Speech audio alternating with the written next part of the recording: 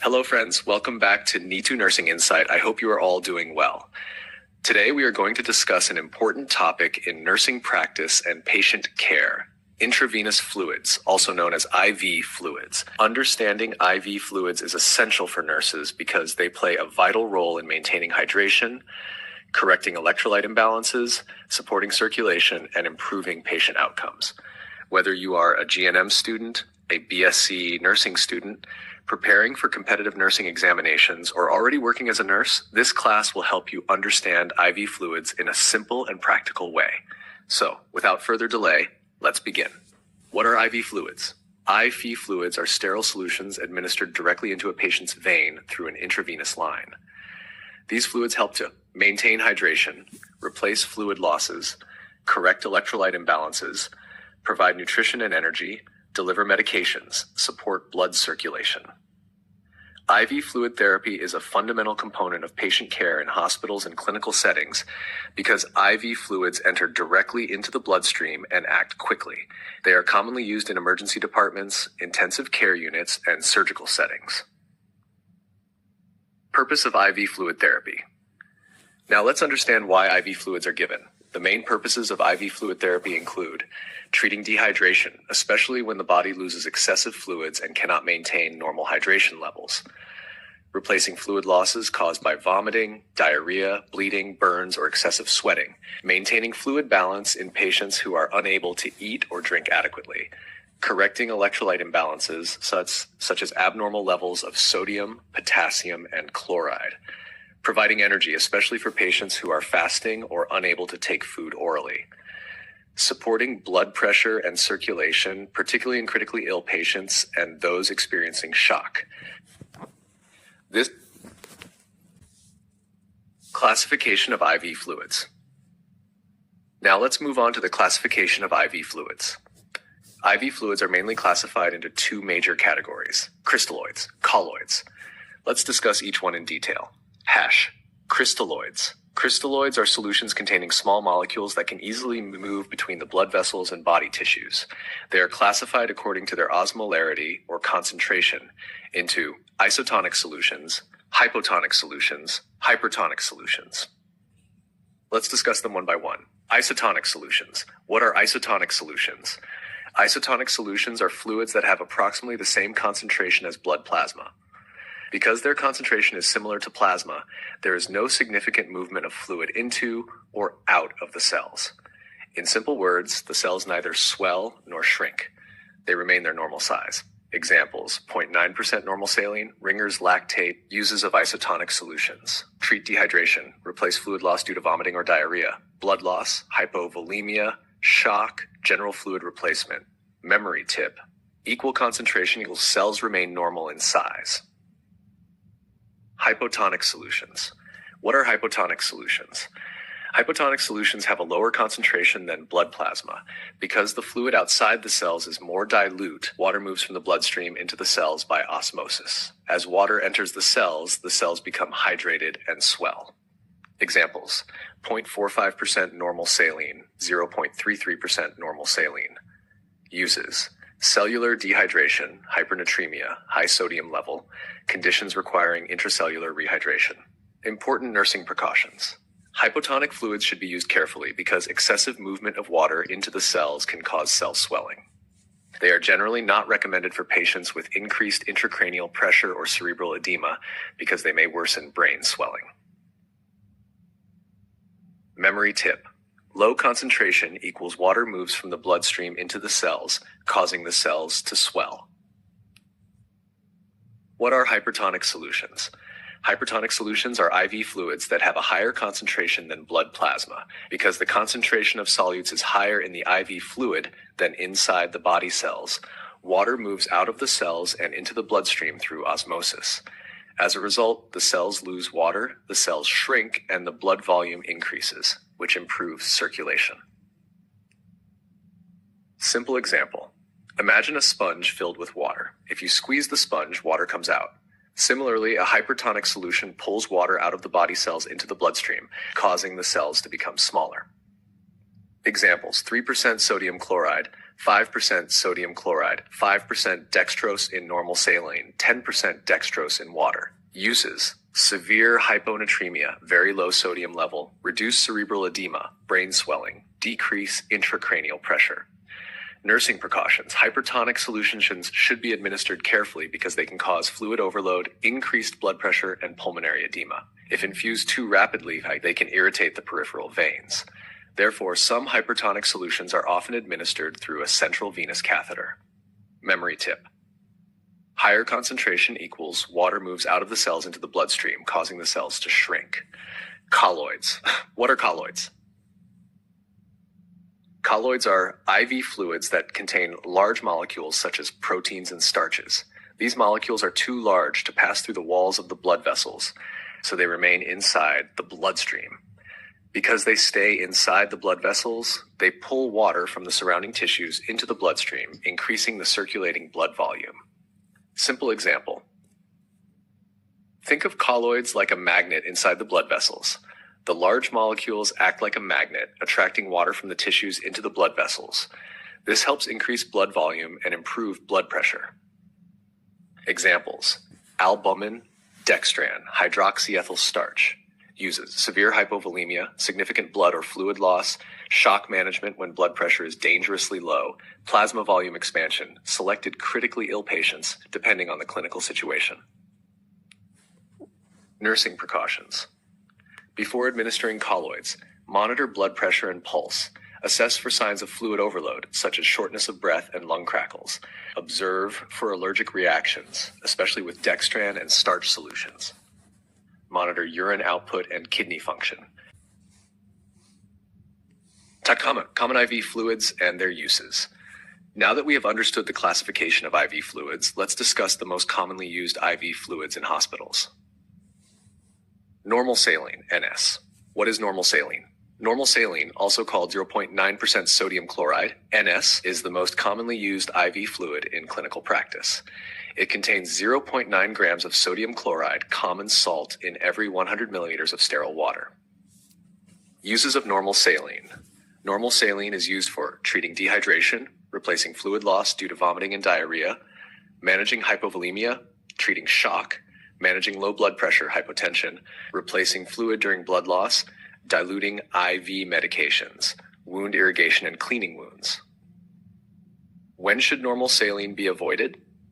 Normal saline should be used cautiously or avoided in patients with heart failure because excess fluid can increase the workload of the heart, severe kidney disease because the kidneys may not be able to remove excess sodium and water, fluid overload such as edema or pulmonary edema, uncontrolled hypertension, and because additional sodium may contribute to increased blood pressure.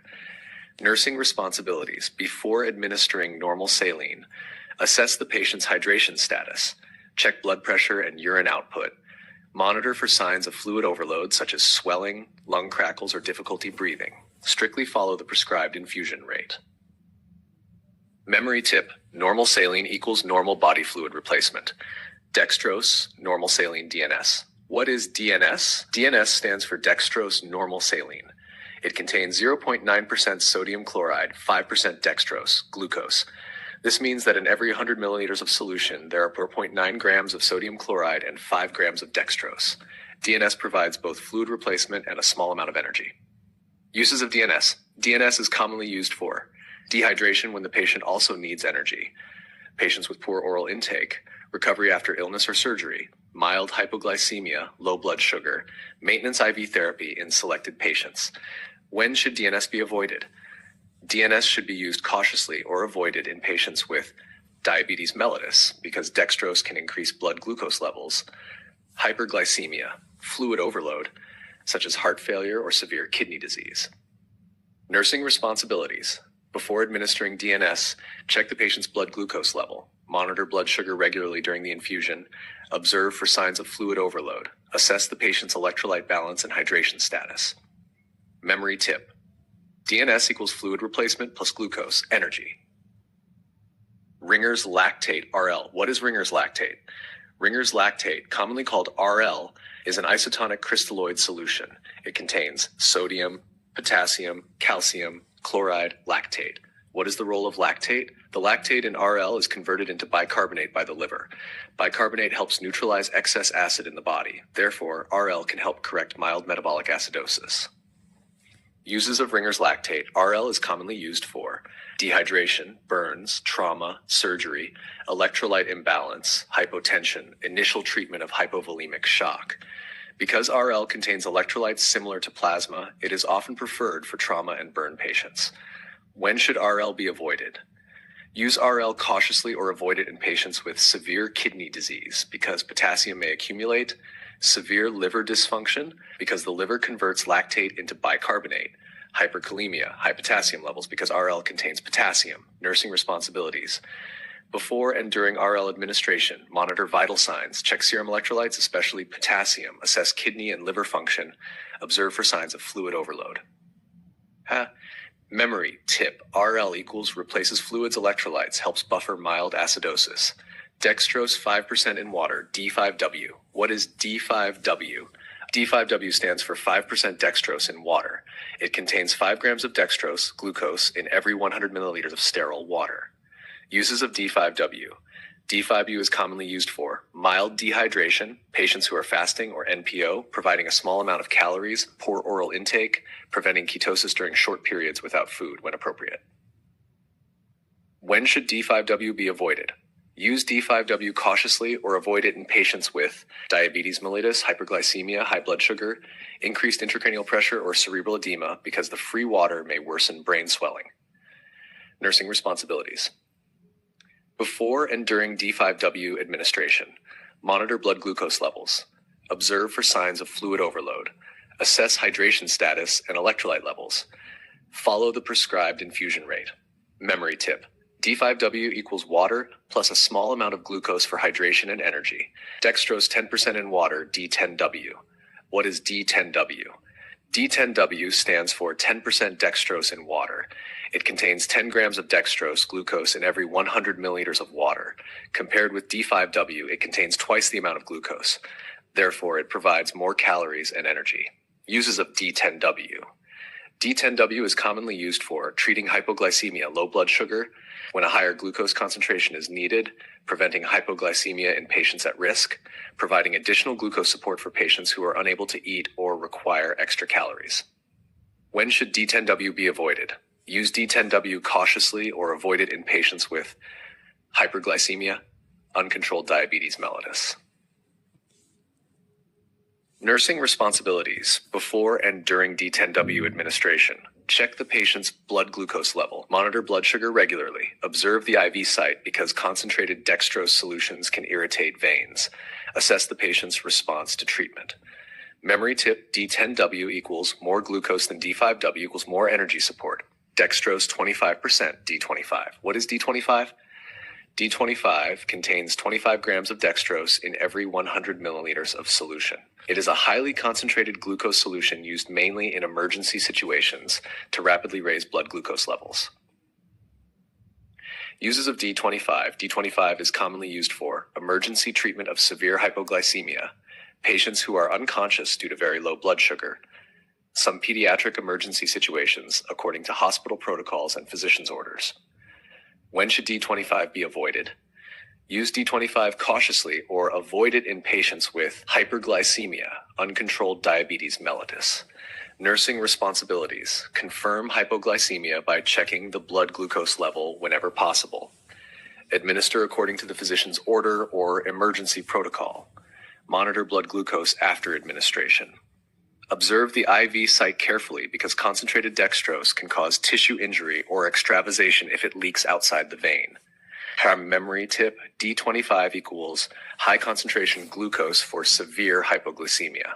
Important nursing considerations. Before administering any IV fluid, the nurse should assess the patient's age and body weight, medical diagnosis and overall condition, degree of dehydration or fluid loss, vital signs including blood pressure, pulse, respiratory rate, temperature and oxygen saturation, laboratory results, especially electrolyte levels and blood glucose, kidney and liver function, urine output, most importantly, the physician's prescription.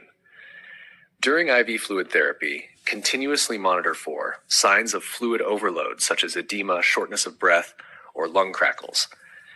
Electrolyte imbalances, changes in blood pressure and pulse, improvement or worsening of the patient's condition. IV site complications such as infiltration, extravasation, phlebitis, or infection. Adverse reactions to the IV fluid.